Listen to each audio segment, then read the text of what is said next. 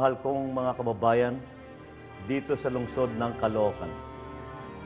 5 taon na po ang nakalipas simula nang iluklok ninyo ako bilang inyong punong lungsod.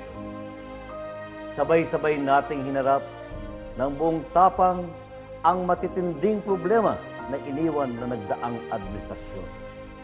Marumi, magulo, talamak ang krimen, prostitution at droga, bankrupt ang syudad, lubog sa utang at napag-iwanan ang lungsod sa mahabang panahon.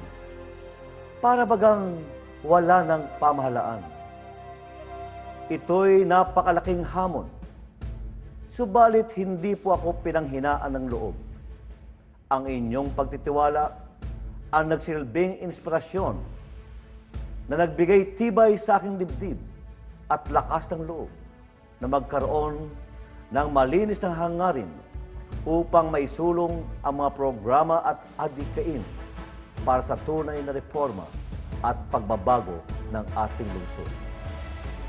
Magmula sa basura, estado ng peace and order, edukasyon, pagbibigay ng pangunahing pangangailangan ng tao, pagkain, hanap buhay, pabahay, kalusugan, lahat ng ito ay ating natugunan at patuloy na tinutugunan pa.